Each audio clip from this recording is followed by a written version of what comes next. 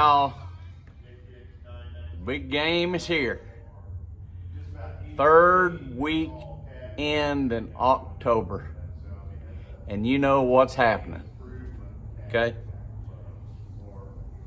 The Alabama Crimson Tide is coming to Neyland Stadium to face off against the Big Orange Tennessee Vols. That's right. Now, old Mikey is going to give you the things to look for in this game, how it sets up and everything, so you can figure out how to cash in the best possible way, okay? Number one, on the Alabama Crimson Tide side of the football, they have a very productive, lethal weapon quarterback, Jalen Milroe, okay? When it comes to running the football, he may be the strongest running quarterback since Tim Tebow. He gets in the red zone and spreads you guys out and starts running that thing off tackle. It's a bad scene, man. I'm telling you, he's trouble with a capital T. Now, he also is pretty amazing at throwing the football deep down the field and making some scoring plays. So that's what you got on Alabama Crimson Tide. Their running back ain't going to beat you. Their tight end's a pretty good player. He's going to make some plays every now and then, especially if you don't watch him. They got that phenom 17-year-old wide receiver that is serious trouble, okay? Of course, they're going to try to get him the ball.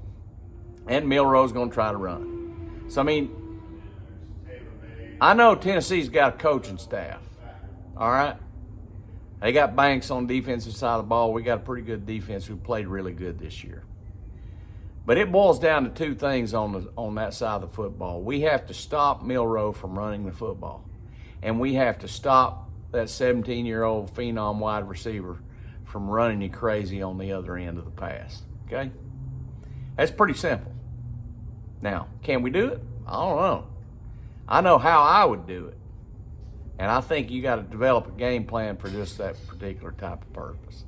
And we'll see whether or not Banks can come up with the idea. Now, on the offensive side of the ball, I realize that the Big Orange in the last 3 or 4 games has been a little bit of a disappointment on the scoring production.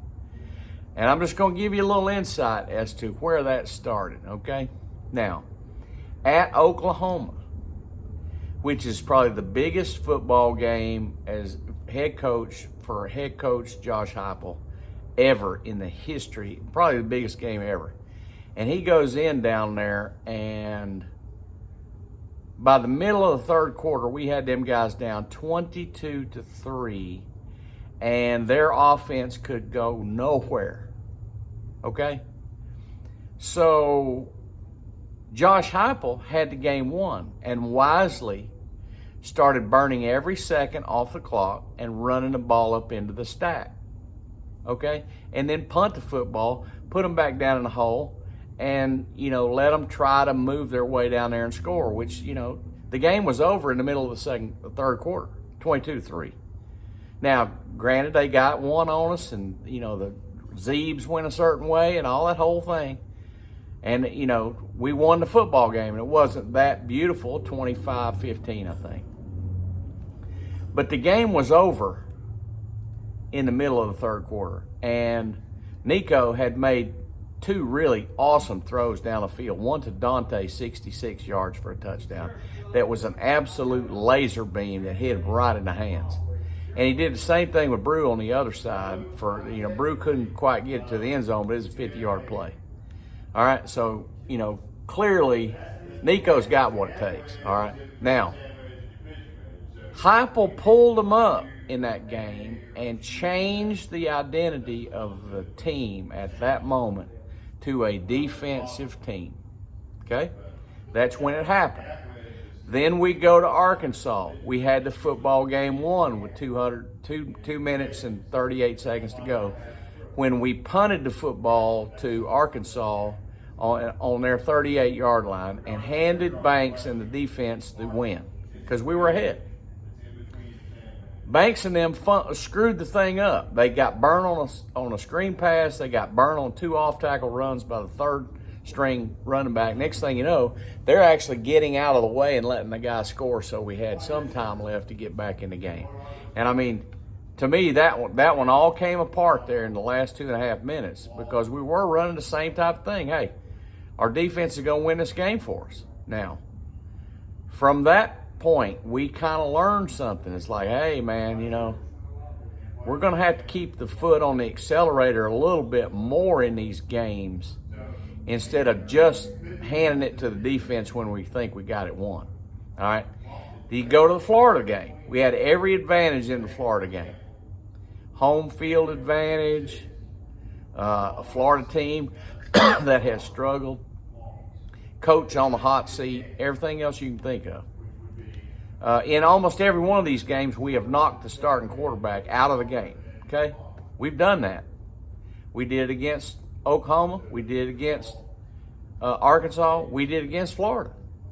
So Tennessee in SEC competition has knocked the starter out of the game. Now, was it our fault for the Florida guy? No, I think he stubbed his toe and blew his knee out. I don't know how that happens, but it happened, okay? Now, in that game against Florida, we had some good passes, good productive passes in that game. Some throws over the middle. Brazel, whatever his name is, made a couple good catches. Had some other guys make good catches. We had some rollout plays where he threw the ball, 15, 18 yards down the field. He tried a wheel route to the running back that got batted down at the line of scrimmage, which would have been a big play. And he had a couple of big, deep bombs that, he overthrew. But the guys was open, okay? Rest of the time, what happened? We're leaning on Sampson. Why? Because he's the best in the entire league.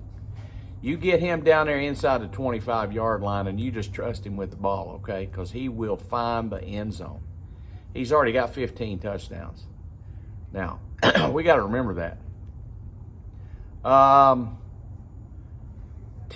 This one's on Josh Heupel 100%, okay? This one is on Josh Heupel and the coaching staff 100%. They got a game plan, Milroe and that 17-year-old wide receiver, okay? They got a game plan, them guys, period. That's what they got to do. And on the other side of the football, they got to resurrect the Josh Heupel offense. Now, really what that means more than anything else is to be balanced, okay? When we had Hooker up there and overthrow Joe, you look at how we did the games. It was almost every game, 250 yards passing, 250 yards rushing, even split on the passes and runs, and we were balanced, and that was the key to those things. That's the reason the offense was going so good. As far as this team is concerned with Nico, so far it's been 2/3 run, 1/3 pass. Now, I can't really tell you why other than I've already laid it out. We got at Oklahoma. We became a defensive team. We handed the defense the win, and they got the win for us there. We went to Arkansas. We handed the defense a win with 2 minutes and 38 seconds to go, and the defense blew it. Now, defense, arguably won the game for us at Florida, even though they got burned on a last-minute 30-something yard throw down the middle when everybody in the stadium knew they had 2 plays left, 3rd down, 4th down. They had to throw it in the end zone. What happened? Did we rush them up the middle? No, we kind of played patty cake up there and let the dude step up in the pocket and make that throw, which I still, to this moment, cannot believe. And I've seen that before with the Tennessee Vols, especially with Florida. So, it's really a miracle we got out of that game. Thank God in the overtime, the defense was on the field first, and they shut them guys down big time.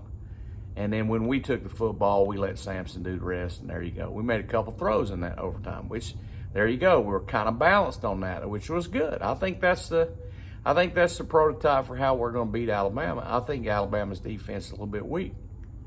I think we can line up double tight end, power I, and run it right down their throat and beat them 31-0 without no passes ever. So this one's on the coach. This one's going to show you what Josh Heupel's got, okay? We have the team, we have the quarterback, we have the running back, we have the receivers, we have the defensive line. I know we're missing our main guy, linebacker, which is going to hurt, you know. But somebody else in the linebacker area is going to have to step up a little bit and knock some heads like old Peely used to do. Man, he was awesome.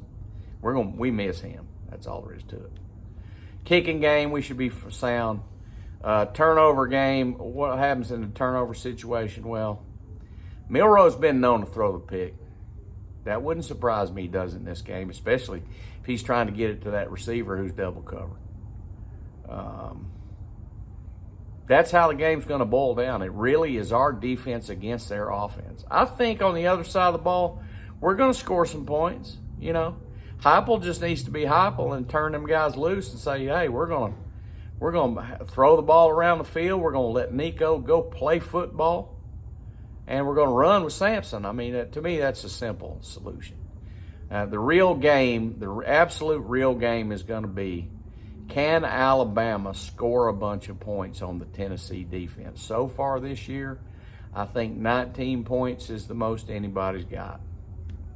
Now, Alabama's offense is arguably better than anybody we've played yet. Certainly that's the case as far as Oklahoma. Their offense is terrible. I think Arkansas's got a pretty good football team. People will find that out over time. The other team we played was Florida. I think Florida had an excellent offense. Two good quarterbacks that played good in that football game. You know, they just had some snake bit situations, Florida did, or they thumped us pretty hard, I thought. Bottom line is we won the game. This one's coming up, Tennessee, Alabama. I think we're going to smoke them. This is the most important football game that's ever been played at Neyland Stadium in Knoxville, Tennessee. Why? Because the winner of this game is going to be in the 12-team playoff, okay? Now, Josh Heupel's got it handed to him on a silver platter. He's got a defense that's pretty weak, and guess what? He's an offensive mastermind who everywhere he goes, the offensive team scores buku points. Now, come on, Josh. It's time to rev up the motor on this thing and let Nico go play football, just like he did out there in Southern California. Let him go.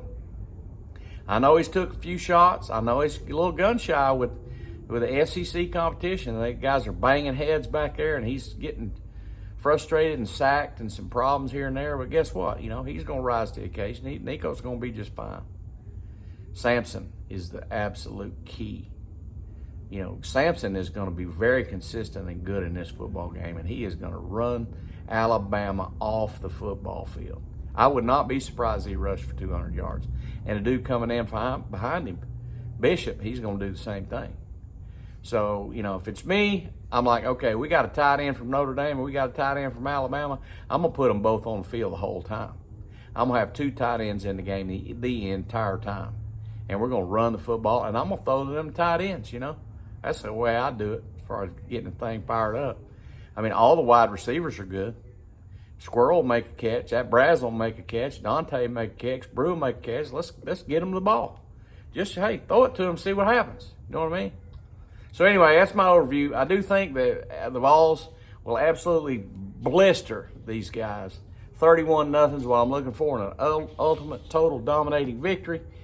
Vols #1, and sit back and enjoy. 3:30 on ABC. See y'all later. Whew.